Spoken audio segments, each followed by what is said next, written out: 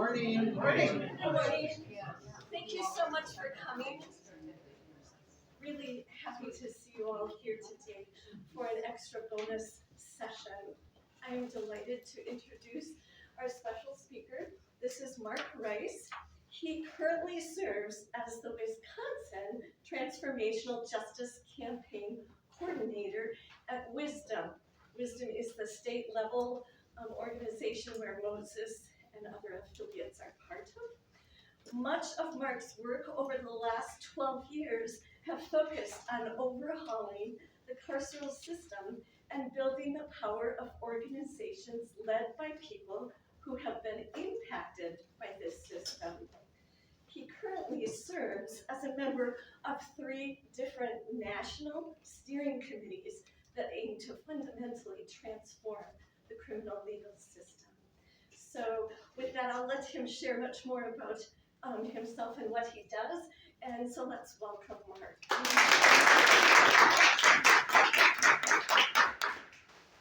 Thanks for that introduction. And so I'll start off by sharing a little bit of my own personal story. The state of Wisconsin forced me to spend 2 years in the state prison system. And then when I got out, I had to do almost 10 years under the supervision of the Wisconsin Department of Corrections. I went into the state prison system when I was 19 years old. I got out when I was 21 years old. And then I was under supervision then for several more years after that. So I became very familiar with many of the issues that I work on today through my personal experience with the system.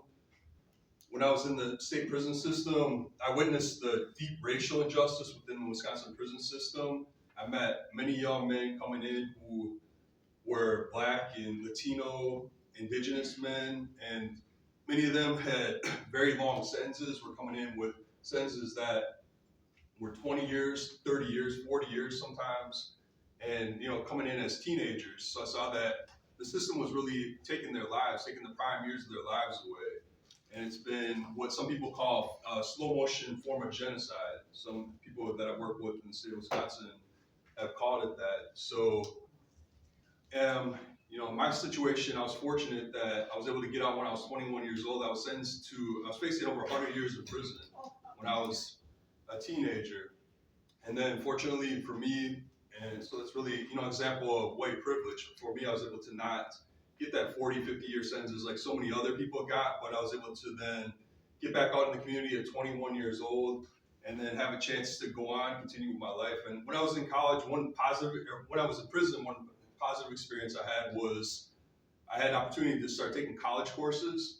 So I was I was at a place called Racine Youthful Offender Correctional Facility. We don't use that word offender. We'll get into that more about the humanizing language, but that's the official name, or was the official name of the facility at that time. And so it's a prison for youth and young adults. So for people from 16 to age 24, when people turned 24, they were sent out of that place into an adult prison. And for me, that's where I had an opportunity to then start taking college courses there and had a really positive experience and decided to continue on with my education when I got out. So I went into a liberal studies program at Madison Area Technical College here in Madison after I got out. And then continued on, went transferred to UW-Madison for a while, then eventually got a degree in human services from Upper Iowa University in Madison here. So I was able to eventually get a degree and then continue on. And then I went to University of Wisconsin-Milwaukee. I went into graduate school there. I had a full tuition scholarship in the history department and was able to then, eventually get a degree in urban studies and eventually got one in nonprofit management and leadership too as well. So continued on with that. And so that's one of the things that really opened up a lot of doors for me was the education. And then, but, I'll get into some of my personal story more, but I want to get into the work that I do now with Wisdom. So I got connected with Wisdom back in about 12 years ago now. When I was a graduate student at the University of Wisconsin-Milwaukee, I was taking a course in community organizing with Professor Aaron Schutz at the University of Wisconsin-Milwaukee, and I needed to do a paper, and I wanted to know more about organizing efforts to end mass incarceration in Wisconsin. So my professor let me know about Wisdom and the 11 by 15 campaign, which had just been launched. And so that was Wisdom's campaign that we aimed to cut the state's prison population in half to 11,000 by the end of 2015. And that had just started, not too much earlier than that. So I had a one-on-one with David Liners, who's the executive director of Wisdom, and he invited me to get involved with Micah.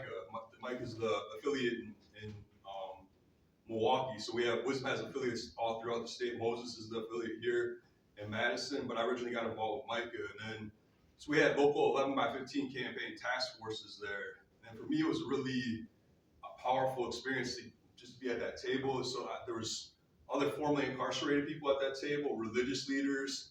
I saw many people coming together from different racial and ethnic backgrounds, really doing work for justice. And so it was something new to me. I'd never seen anything like it before.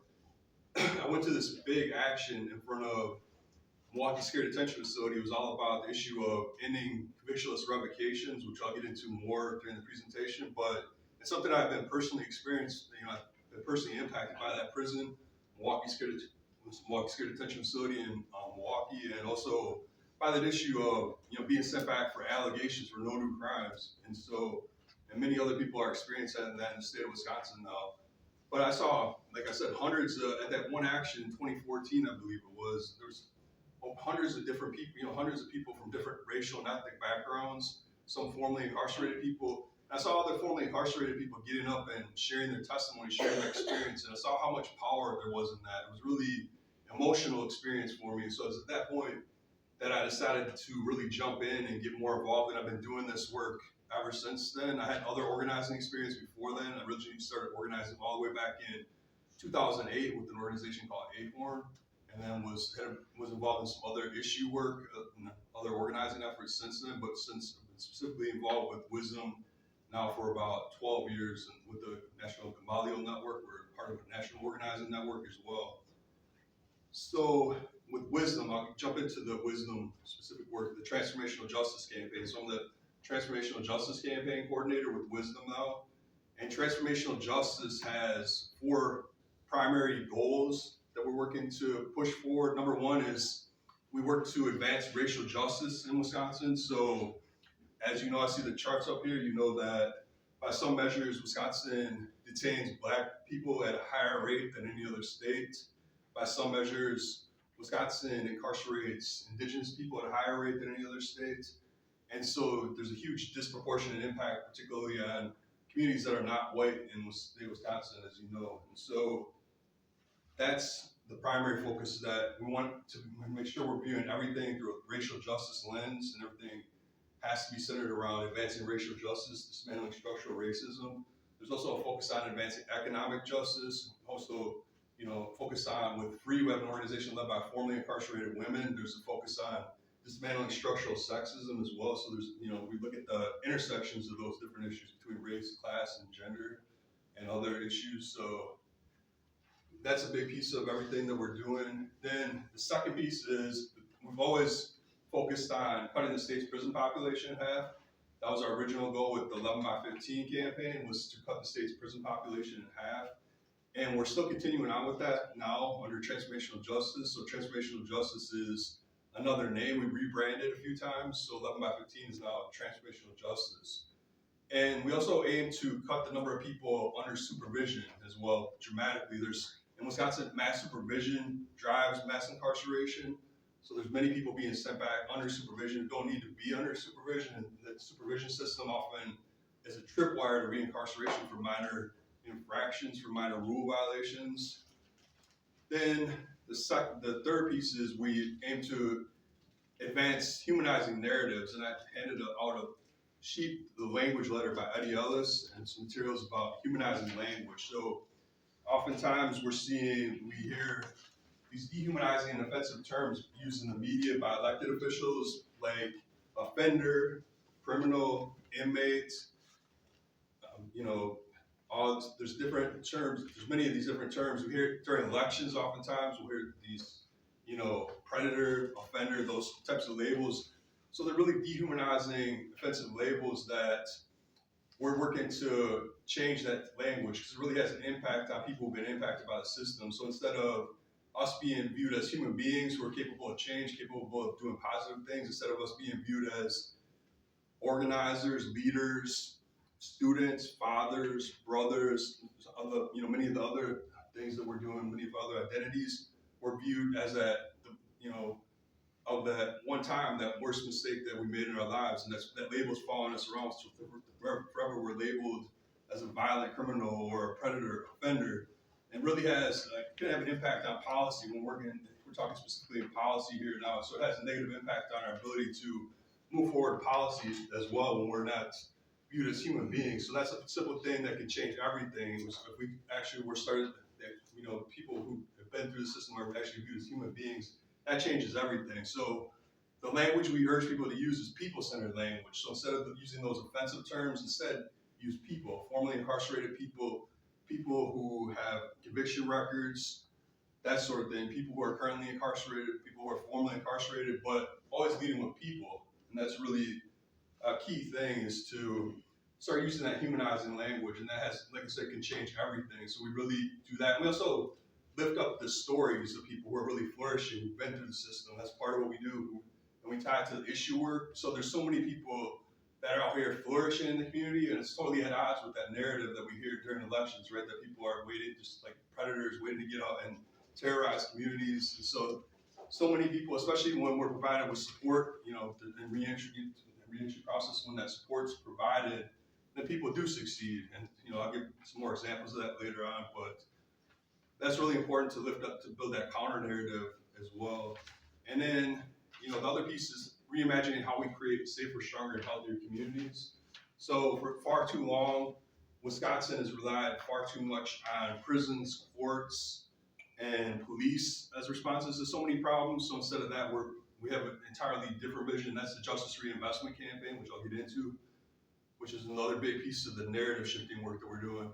And then the fourth piece is we work to end perpetual punishments against people with conviction records. And it's tied, a lot of it's rights restoration work, like free the vote, unlock the vote. There's been different campaigns aiming to restore voting rights for people with conviction records. So that's one of the big examples of knocking down some of those barriers to successful reintegration, reentry.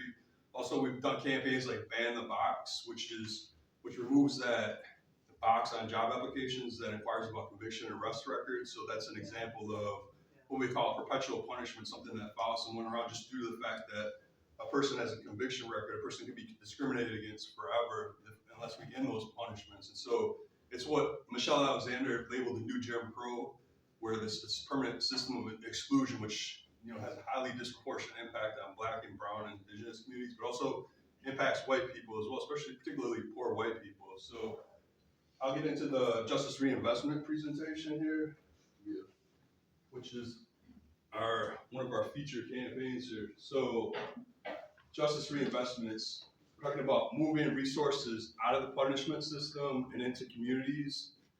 And allocation of resources needs to be determined by communities that have been most impacted by incarceration.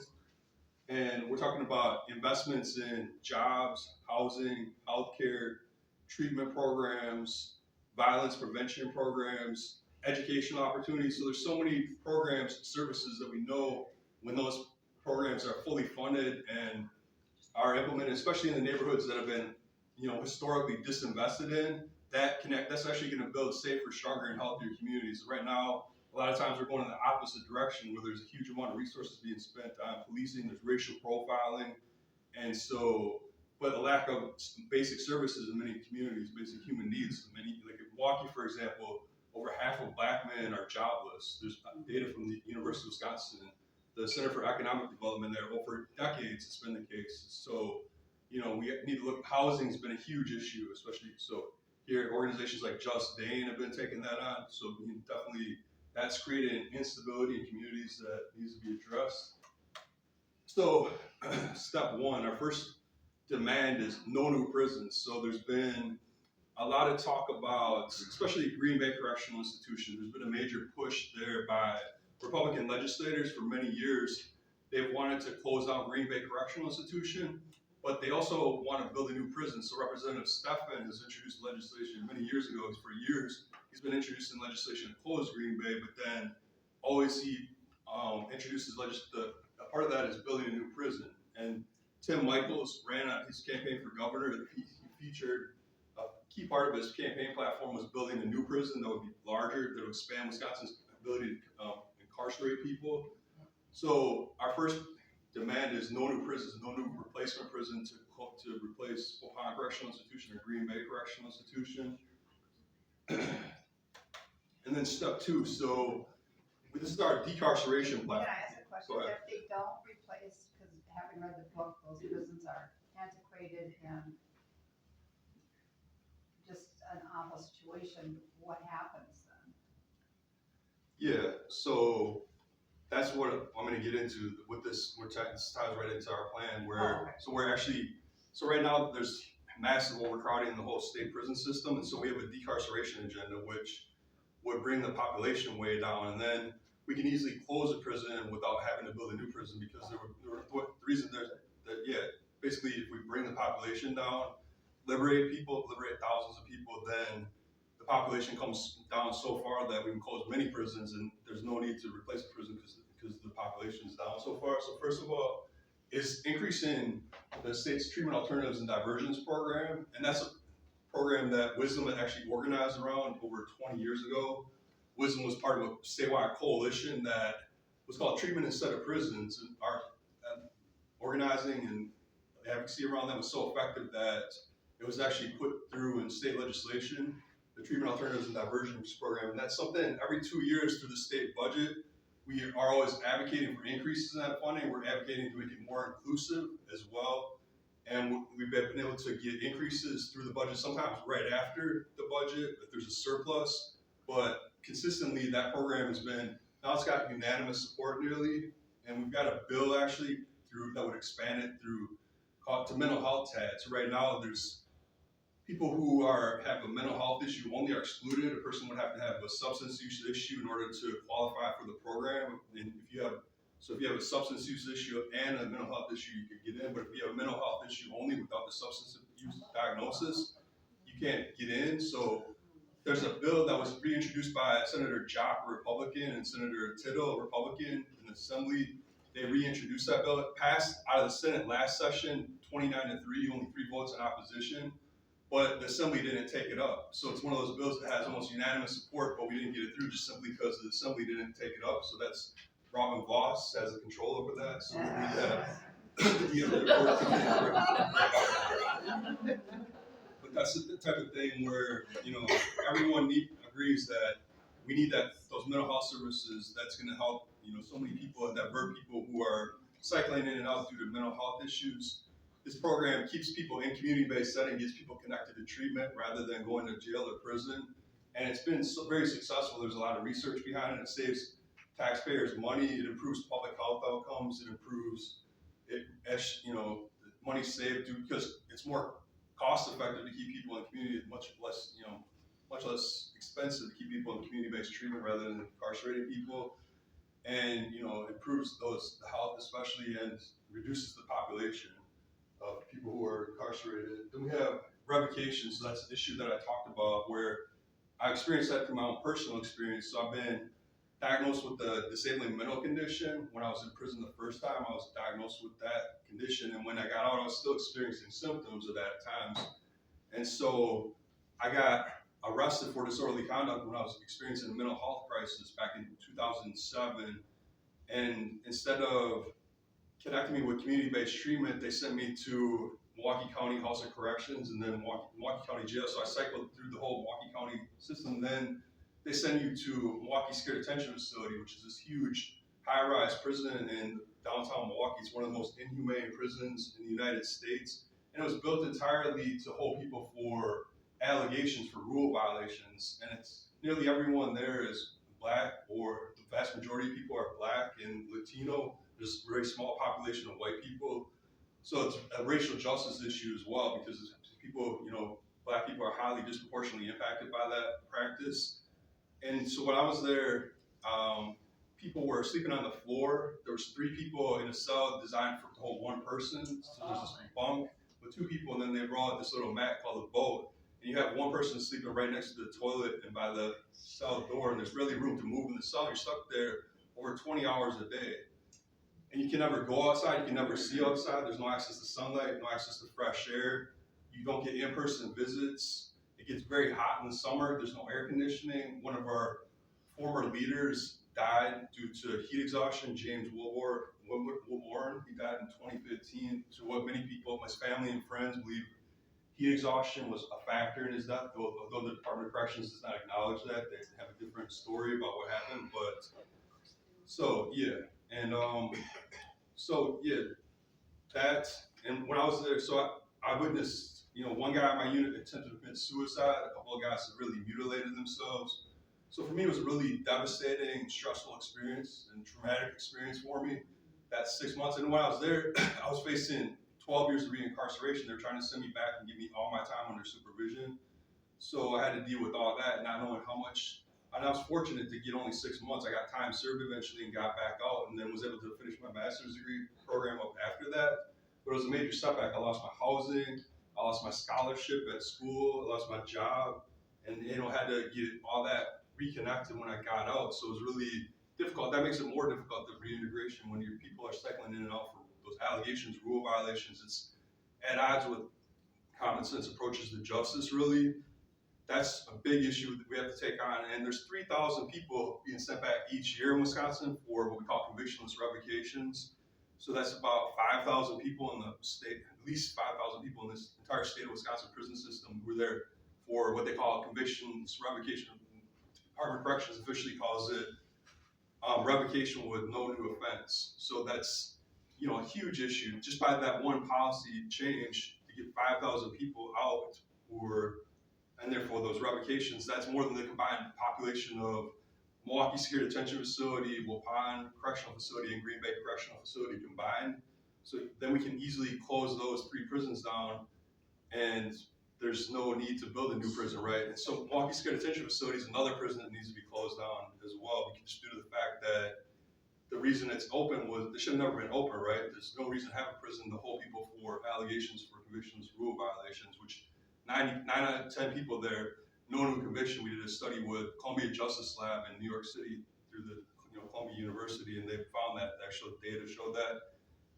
So that's a big one, the convictionless revocation. And the earned release program. So that's another program where there's a huge need for treatment services on the side. People who have addiction issues, there's a huge backlog.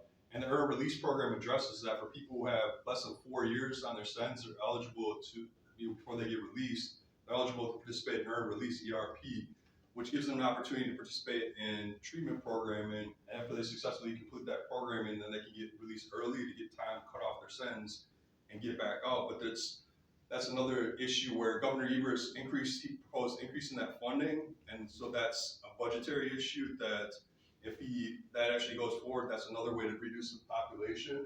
And at the same time, it makes a whole lot of sense. And they're trying to also expand it so it can be used for vocational programming and other type of programming. And then fair parole. So right now, there's still about 2,000 people, less than 2,000 people now, who are eligible for parole in the state of Wisconsin, who were sentenced under the old law before 2000, when Wisconsin went to truth in sentencing.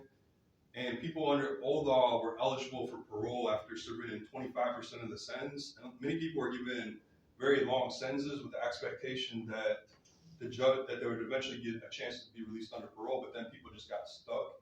Parole kind of shut down after the year 2000, and there's some people, almost 2,000 people there still who've been sentenced since before 2000 or so, been in prison for at least 25 years, who's still there. And so giving those individuals an opportunity for a fair release, for a return to the community, that can get almost another 2,000 people out of the state prison system, which is huge. And we have an entire state work group that focuses on that. And also commutations is another part of that. So Governor Evers has the ability to do commutations. He's done a lot of pardons, but he hasn't done commutations at all, which would reduce the sentences. He can go back and reduce some of those excessive sentences, especially looking at it from a racial justice perspective. And he's refused totally to do that.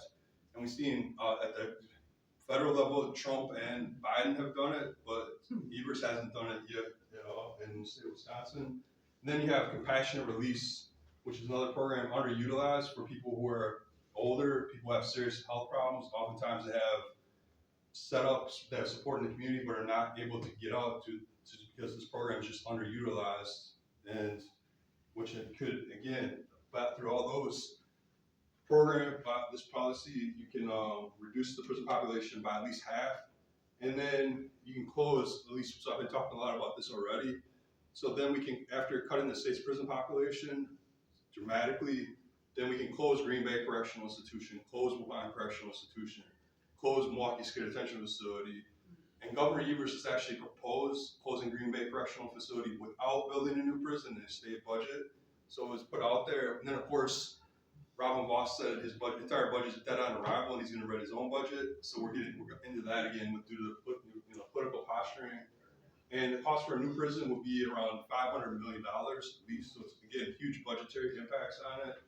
And closing those prisons saves around $50 million a year to close one prison, which then we can then redirect those resources saved back into communities. So then we're talking specifically about investing resources in the communities that have been most disproportionately harmed by mass incarceration and mass supervision. So Black communities, Latino communities, Indigenous communities, and also poor white communities. And and then you have, by closing one prison, $50 million per year to invest in housing, treatment, jobs, violence prevention programs, educational programs, peer support programs. So much that can be done to, really improve communities and strengthen communities.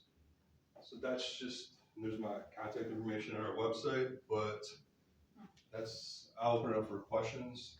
No? Yeah. For example, can you kind of give us an overview of the sorts of things that can be parole revoked? What kind of quote-unquote offenses? Yeah, so in the past, we've definitely had examples of people being sent back for unauthorized computer or cell phone use. In my situation, it was a mental health crisis. Sometimes there's been people who are crossing the county line or state line without agent authorization. Back in the days, it could be even entering a bar without agent authorization. There was, I had an example where I wanted to go to the social and professional networking event while I was a graduate student at UW Milwaukee. And just basically due to the fact that it was at a place that was serving alcohol, my probation officer wouldn't let me go, and the supervisor stood behind her on it. But I was saying, well, one of the goals of supervision is to, get connected with employment, right? And so, but they refused to totally let me attend that professional networking event because there's this rule that when you're under supervision, you can't be in any place that serves alcohol, even though my offense wasn't related to alcohol at all. So there's those sorts of things where, breaking curfew, there's all types of rules where any type of thing like that, missing a meeting with a probation officer if you miss several meetings, that sort of thing. And then there's some of that where a person should have been charged with a new crime. Like in my case, I was charged with disorderly conduct, right? But it was a mental health crisis. And then the charge was actually dropped. I didn't mention that. So after I went to court and then my charge was dropped, the judge, public defender, and prosecutor all agreed it was a mental health crisis, it wasn't criminal conduct. So after it was dismissed, then the probation office, they jumped in and moved forward with the revocation process and forced me to spend 6 months in Milwaukee State Detention Facility even after my charge was dismissed. But if I hadn't been under probation, under supervision at the time, I would have gone home after 2 days after having the charge was dismissed, right? So there's a different way that people under supervision are treated in the community that way. And so, yeah, there's definitely, been those sorts of situations. And it's actually, the number has actually gone up. It had been going down. One of our successes was during the beginning of the pandemic, that Secretary Carr, who was Department of Corrections Secretary at the time, he decided to immediately reduce the population by around 2,000 people by immediately releasing people who were for allegations that did not involve any serious new charge. And so that cut the population in Milwaukee State Detention Facility by more than half just within a few months. And he also moved all the treatment alternative to revocation programs within MSD of Milwaukee State Detention Facility into community-based settings, which is a policy we had been advocating for a long time. People were being sent in there, sometimes had to wait 7-8 months just to get into a program that was 90 days to 120 days long, which there's treatment programs. We were saying, just put people straight into community-based treatment instead of having them sit there and wait to get in. And so they actually started doing that, which cut the population in MSD up. And so that's the sort of thing, that's kind of what's getting the ball rolling on community reinvestment, where they're taking those resources and putting it in. A lot of those programs are led by directly impacted people. People have been experienced that themselves, which are really effective programs in a lot of cases. So that's a huge thing, but they didn't continue on with it. So they had that where, and then the population overall went down, but then they started over time coming back up. And to the point where it was almost, where we started like in 2015, the number of revocations for no new offense went back up to where it was 10 years ago. So I think we have to make sure every time there's a step forward, sometimes, you know, if we push to sit back. Yeah. Thank you for sharing your story and this information. I know next to nothing about the corrective system in the state. I presume with all these proposals you're suggesting, other states have tried things like this, you know, just dropping the population. What's been their experience? Who have been the leaders in this kind of work that you and those in Wisconsin are advocating to follow? Yeah, the original 11 by 15 campaign was based on the fact that Minnesota already incarcerates half the amount of people that Wisconsin does, and the states are very similar in population and demographics, so it's like a natural experiment.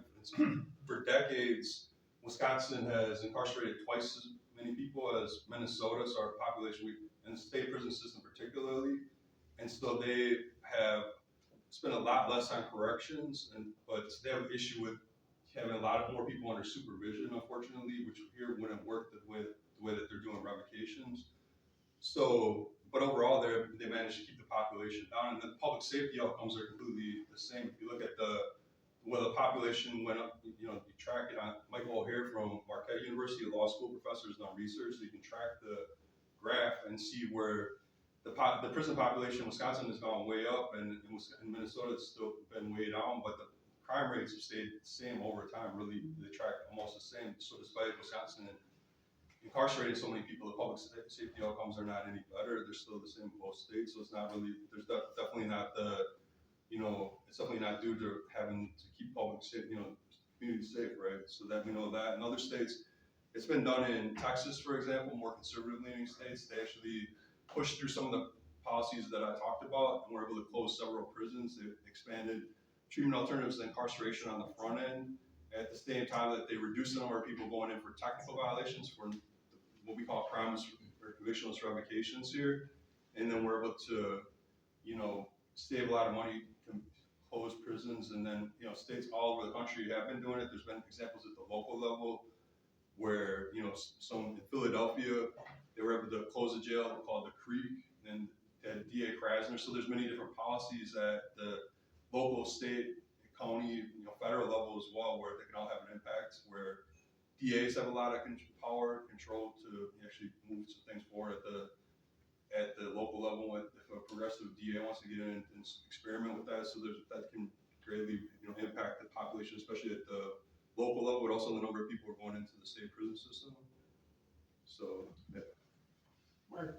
And I haven't gotten to every one of these sessions, so I don't know if we ever answered this completely, but we've had a lot of discussion about, in some parts of the country,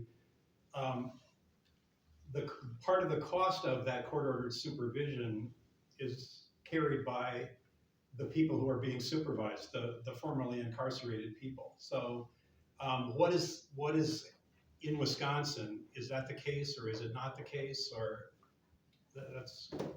Yeah, there's definitely fines and fees is a huge issue. That's a huge barrier where there's supervision fees. When I was under supervision, I believe it was $60 a month that I had to pay to be under supervision. I've heard stories of people under GPS electronic monitoring who had to pay at least $300, $400 a month to be supervised, even after they're off with Department of Corrections. Aaron Hicks, who's been with Nehemiah now, has his own organization, shared a story where he's under lifetime GPS monitoring, and they're making him pay, which seems to be unconstitutional. I'm not even sure how they can do that after but for whatever, he's paying hundreds of dollars per month to stay on that. So that's definitely a huge issue that we need to take. That's one of the perpetual punishment issues where we need to, and it's a barrier to successful reintegration. The Republicans in the Assembly just passed a bill that requires people to would require people to pay off all their fines and fees before they can vote.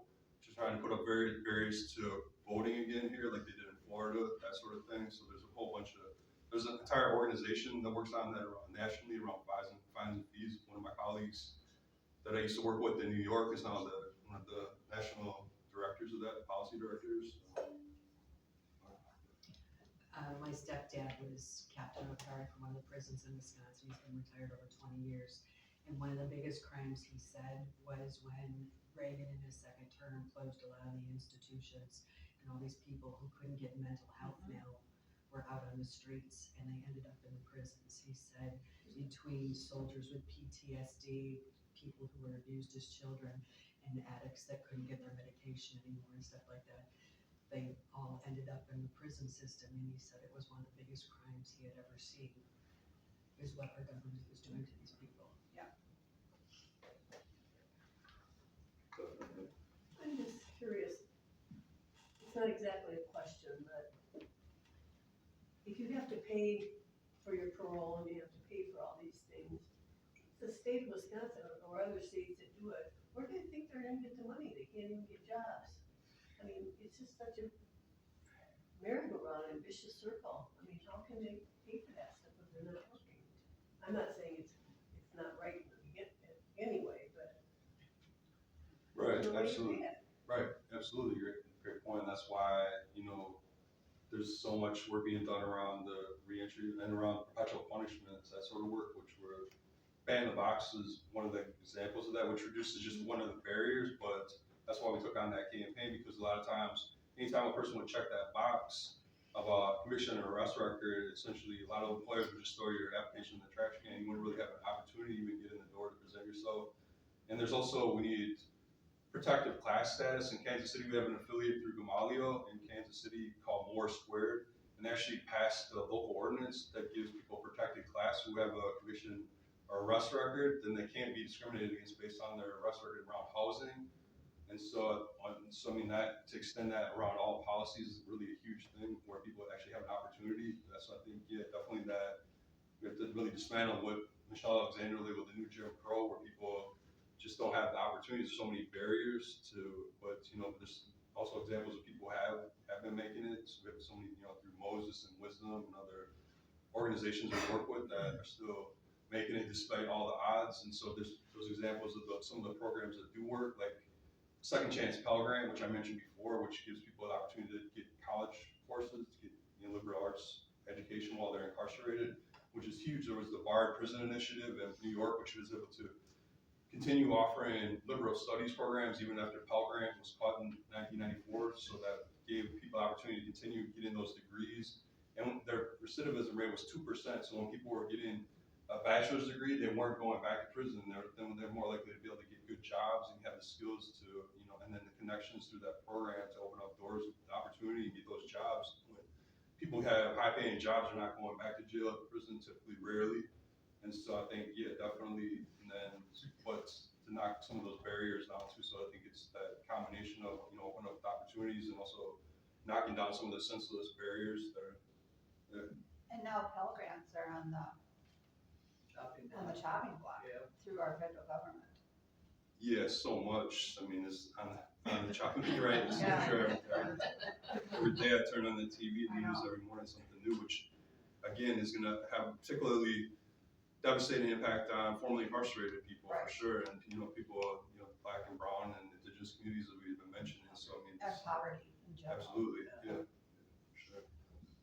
Are there any organizations that help people get into the skilled trades? So you mentioned these ideas to be able to go and get a liberal arts degree or a degree in prison, but we're always short on skilled trades, and not in college. It's not for everybody, but Well, KC getting electrician. yeah. I mean, are there any campaigns to help the incarcerated learn a trade that they can go out and find a job in? Yeah, definitely. There's a lot of direct services organizations that are doing that work, like Project Return in Milwaukee. Andre Brown's an employment specialist. That's all he does is connect with employers, connect people into those type of programs. And Just Dane here in Madison, is one example. So I'm sure that they would have more information about the specifics, but I know definitely a lot of those service organizations are doing that work and connecting that. And with the Department of Corrections, there's certainly some programs aimed at doing that already. In cities in Wisconsin where if there's a situation that the police are called, but they can determine that health-trained teams can go rather than the police. Is that making a difference? Do you track that at all, or are you involved with keeping track of those situations? So yeah, no, that Moses has definitely have been involved with that, but me as someone who's been directly impacted, I think that's huge to have those responses without law enforcement. So I'll push, definitely in support of any type of those initiatives that keep police and law enforcement totally out of the situation where we know it can become so dangerous, particularly for non-white people. So I think, definitely that, needs to be expanded, but definitely, follow up on Moses. I know that they've been working with have a local, task force that has been working. And Madison has it. Madison has a program for mental health itself, and Right. Sun Prairie started Right. hooked up with them now too. So I view that as a real positive that Sun Prairie now is where we live. Absolutely. It's called the CARES program. Yes. And was started by, I believe, the Madison Fire Department. And so it's specifically with like, I think an EMT and then a mental health person that go, when the calls are screened, that it may be more a mental health situation. So, and that has been the last couple of years. And then now they pulled into Sun Prairie. And the ideal would be if it could do all of Dane County, but that's That's their goal, incremental. I think. But they're finding it to be quite successful, I believe. Mhm. Mark, I'm sorry, Kathy, you go first. Oh, I was just saying, I so admire your groups because with all these issues, you gotta have times where you feel no hope. And for you to keep going, for your organizations to keep going, I so admire because, it's just frustrating. And now with new administration and stuff, it's even more frustrating. I mean, how do you maintain your sanity when you're shut down so many times? Yeah,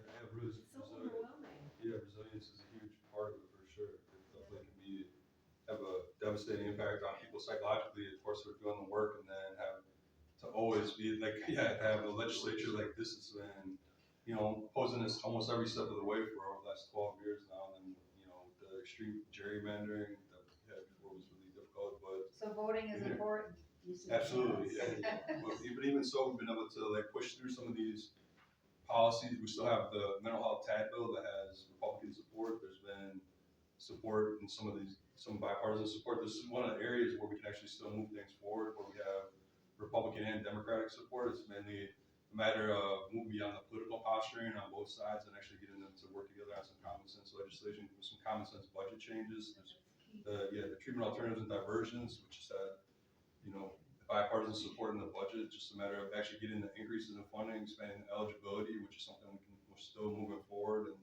And there's growing consensus that places like Green Bay Correctional Institution need to be closed down. Republicans and Democrats now acknowledge what's happening isn't right. So I feel like there's some of those areas where we can continue to build on and continue to, move those things forward. And still, of course, at the local level, like Dane County, City of Madison issues, and Milwaukee County, those sorts of issues, there's definitely a lot that we can still move forward, with or without state legislation or federal intervention. So I think one of our sessions, we viewed a piece of video about some prison places in California that have changed and focused more on rehabilitation of their inmates versus the punishment.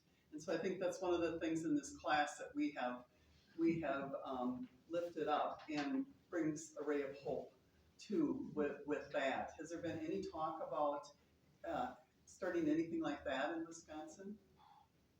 definitely, we've definitely have a focus right now. We have a statewide solitary conditions of confinement task force, and one of the issues we want to see is the expansion of peer support programs within prison. There's, of course, talked about the expansion of the earned release program, the expansion of some of these programs that would have an impact on people who are currently incarcerated, but definitely, generally speaking, we need to do more of that as much as possible, getting more support to help people flourish and to get people out early as well, right? Because it's not, the prison environment itself can exacerbate conditions when people are coming in with already struggling with poverty, mental illness, addiction issues, and then oftentimes the prison environment itself is going to make things worse. It's a stressful, chaotic environment in many of these places, and especially in places with maximum security prisons where people have been killed, that just can be oftentimes violent. So that's sort of definitely, while at the same time we have to, so it's like we have to have that larger vision of getting the population down, but also realizing that in the state of Wisconsin, it's not going to happen as quickly as we wanted to. So we have to also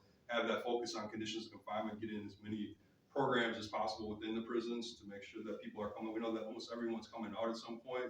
And so the question is, how do we want people to be when they come out? Because they're going to be our neighbors. So it's like, we don't want to have that totally devastate people psychologically and have them coming out with no skills. So definitely getting people in that position to make that integration and to start that earlier as well. The process, getting people those programs instead of having these huge backlogs. So it's an investment. It's again, state budget issue. And we have a state budget coming up. We just did a series of state budget trainings where we went over some of what's at stake with the state budget, why it's important to engage in the process, the basic process, timeline of it, and then also wisdom's past successes, some of the challenges we've had, got into some tips for legislative engagement, but then we also have the joint finance committee hearings, the state budget hearings coming up, which are starting next week, I believe, or on April 3rd and then April 5th. It's just one in West Allis, and there'll be a couple up north, but I think West Allis and Wausau, so there'll be one in Wausau, I believe, 29th on April, but it's a whole all-day hearing, 10 a.m. to 5 p.m. Everyone in the state has a chance to share testimony for 2 minutes. So that's part of what we did at the state budget trainings, is to give people a chance to prepare those 2-minute testimonies to speak on any state budget issue, which is something that, it's really an important skill, because even if a person can't make it to that particular hearing, it's something, we're giving people skills that they can use beyond and getting more messengers out there, more spokespeople for the issues. So that's really important. We have a virtual meeting actually tomorrow night, 6 p.m. I can get you the information to email out, but it's going to be a brief version of the training, but then we're going to get into breakout groups based on which hearing people plan to attend, whether it's in West Allis or in Kaukauna. There's one up by Green Bay and then a few way up north, but we're going to start to coordinate that. And so if people are interested, definitely, definitely love to have some of your, even show up and to a lot of networking opportunities. People get to know people in the network.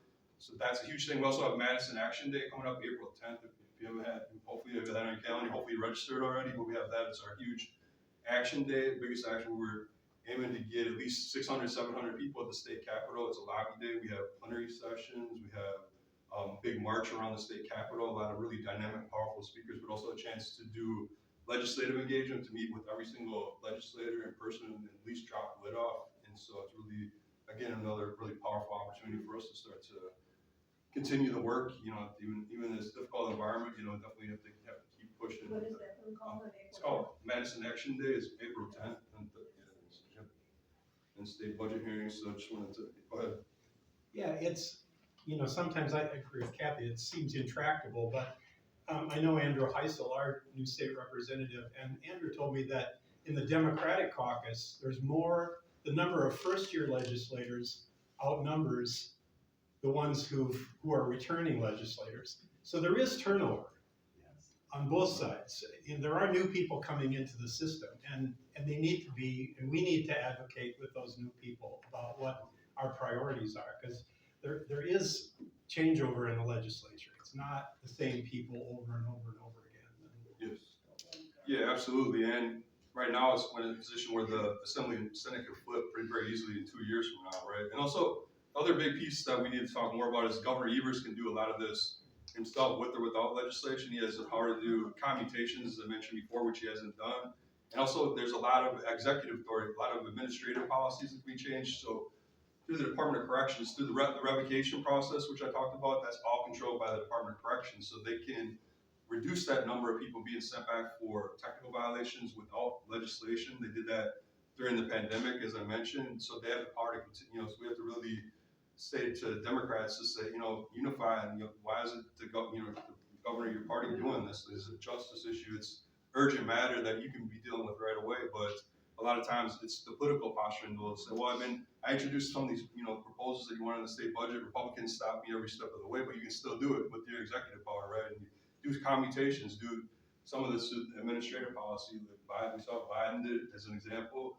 Certainly, it's been done by many presidents, many governors in the past have done it. In Wisconsin, both Republicans and Democrats have done commutations. So let's get that going again in the state of Wisconsin, especially at this time when we need it, which is such a urgent racial and economic justice issue in the state. So I think that's part of the message that we can take to legislators, particularly Democrats, but also definitely, to your point, that's a great point, that there's many new people that have an open mind on this. You just don't know if they might be on the fence on some of these. So to really show up and to have those meetings is going to be crucial on within. Has Hughes given any reasoning about why he doesn't do commutations? Has it even ever come up?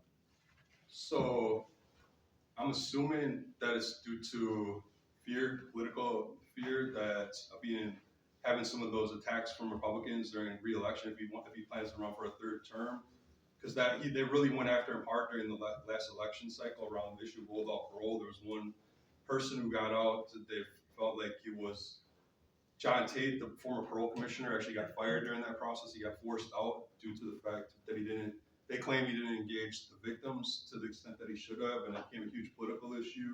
And Governor Evers backed off. But when he first ran for governor, he said that he wanted to cut the state's prison population in half. He said Milwaukee's kid detention facility should be closed down. He said Green Bay Correctional Institution should be closed down. He said we need to end crimeless revocations. And an event with Eric Holder was there out in Milwaukee. So we actually said that he's on the record, actually saying a lot of this stuff, that he supports us, and hasn't really followed through with a lot of it that he could have. Thus, it's been really frustrating for many of us to see that due to the political situation in the state. But yeah, definitely, and we see it with the ads, right? Both sides, like with both progressive candidates and conservative candidates, are using those ads on each other to try to both appear tougher than each other. Right, right. Fear. Yeah. Fear.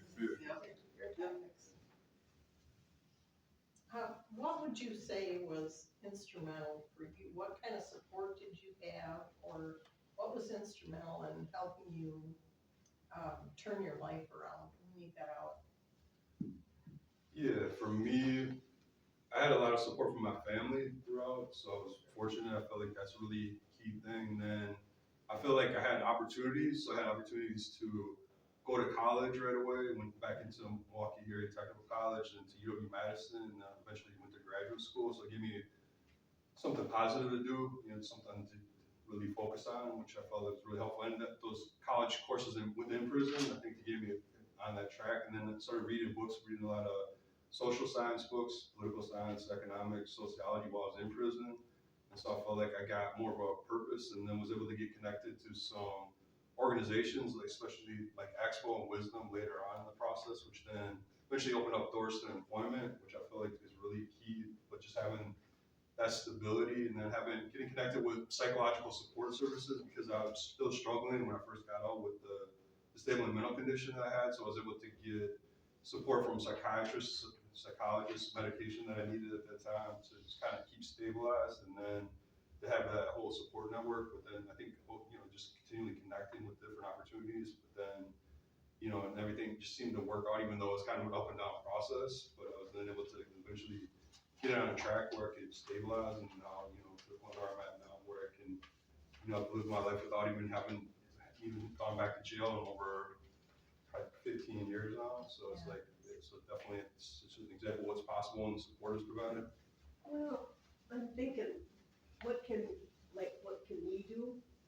And listening to you talk, I think it goes back to, unfortunately, some politics, that when we have an election for Congress or senators or what, we better read up on what they stand for.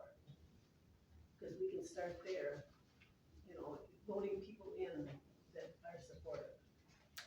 Yeah, absolutely. I think definitely that's important. And also connecting organizing work with the voting as well. That's what we do. We do an integrated voter engagement program with Wisdom. So we're constantly out in we have canvassing. We're out on the doors talking with people in communities all over the state, and then connecting it with our issue work. So I think the base building, just doing presentations like this where we're getting more and more people involved. So I think that's a huge thing to get a huge multi-ethnic, multiracial movement built, and really building strong organizations. We're connecting people with Moses, we have a lot of statewide task forces, different issue task forces that people can get involved with if they're interested in particular issues. So that, I think that's definitely one of the biggest things is the people power, but also the narrative shifting. Just having these presentations, presenting these ideas, getting them more out on the news, getting them on radio, but doing these presentations like this, I think this is a step forward. The more that we can do these type of things, I think the better. So I think this is really a great thing that you're doing. Really appreciate you organizing this and getting this going. So I think this is definitely one of the best ways to start that counter movement, start that counter opposition to what we see so much going on, the attempts to move us backwards. Mark, is this a full-time job for you?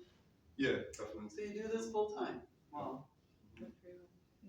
So where does your funding come from then? So we have funding right now. We're part of the National Unlock the Box campaign with our solitary confinement campaign is part of it. And it's definitely individual donations, a bunch of foundations. So it's a lot of it comes in during elections for the voter engagement work, that sort of thing. And yeah, so definitely it's a combination of, sustaining members, individual contributions, foundations, that sort of thing. But you kind of always have to be aware and safe, yeah. Yeah, it fluctuates. That's one of the frustrating parts of the work because a lot of times funders, you're funded by this huge grant, that sometimes they'll give you this huge grant for 2 years and then they won't refund it, then the funding just runs out and then you'll be out of a job and have to find it. So I switched around. I've had that, a lot. So definitely fundability is huge. Grants make it worse. Yeah, exactly. Yeah, for sure. So the individual sustainers is, a huge thing, which I know Moses has been really working. Moses does a pretty good job with that. Actually, raising money with their gala and individual sustaining programs, so that makes the work sustainable. So we can keep going with the work, even if the major funders, pull out. Where did you grow up? I'm originally from Madison, and then Madison, then moved to Belleville, a small town about 20 miles away from Madison. I just have to say, just sitting here, you are to be commended for your success.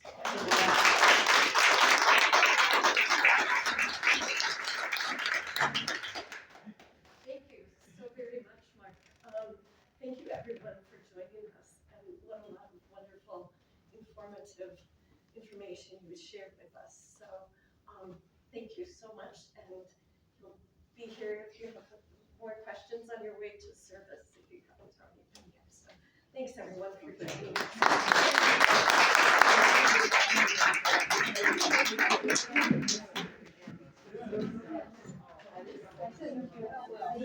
Let's get a picture. Oh, okay. Put that on. Yeah. I wanna get it. Thank you.